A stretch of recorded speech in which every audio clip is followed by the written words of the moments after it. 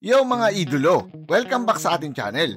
Isang big news, Stephen Curry at Under Armour naghiwalay na pagkatapos ng 12 to 13 years.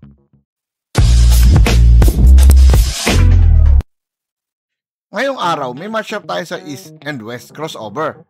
Phoenix Suns versus Indiana Pacers. Ang Suns naka-momentum na at gustong pataasin yung standings nila. Ang Pacers naman nahihirapan ngayon. May record na 110. Maraming key players ang out.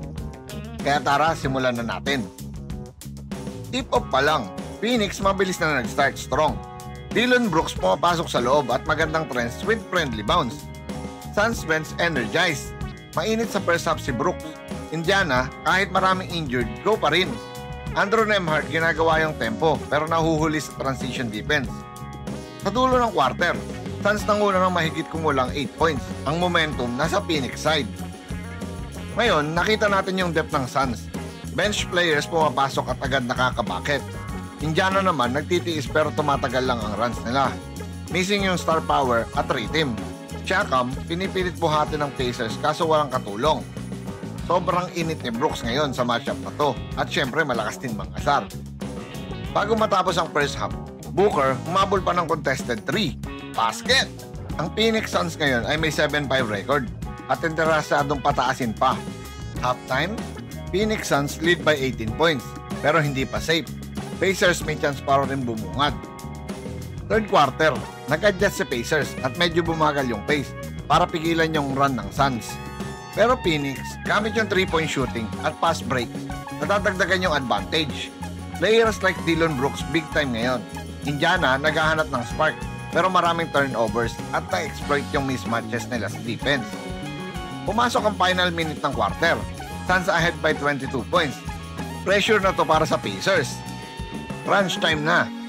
Pacers huling push. Shepard nag-drive pero Suns nakapila yung help defense. Block yung shots. Suns naman, compose. Book roughly controlling game. Goodwin nag-shoot from deep. Swish! 3 minuto na lang. Suns up by 46 points. Pacers huling pagkakataon na bumalik. Pero Suns, sadyang mainit sa laban na to. Tambakan talaga ng malala.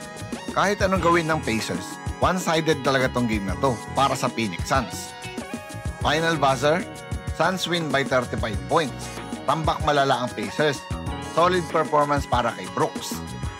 Para naman sa Indiana Pacers, maraming kailangan ayusin tulad ng health, depth at consistency. Mga idolo, mabilis ang breaking news tayo.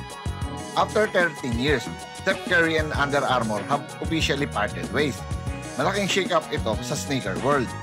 Ayon sa announcement, part daw ito ng restructuring ng Under Armour.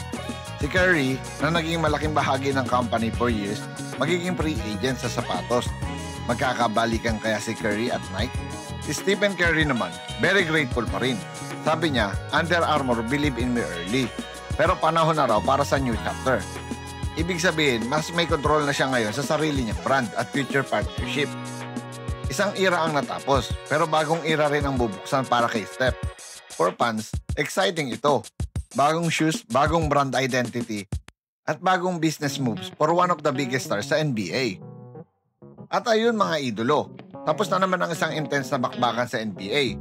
Solid ang ginawa ng Phoenix Suns ngayong gabi, controlled, composed at clutch sa dulo. Samantala ang Indiana Pacers, kahit kulang sa lineup, lumaban pa rin hanggang huli. Kung nag-enjoy ka sa recap na to, mag-like, mag-share at mag-subscribe para lagi kang updated sa NBA games. Comment mo rin sa baba kung Team Suns ka ba o Team Pacers. At ano ang tingin mo sa Curry Under Armour split? Once again, this is your Spotlight and Sports. Maraming salamat mga ka-sports.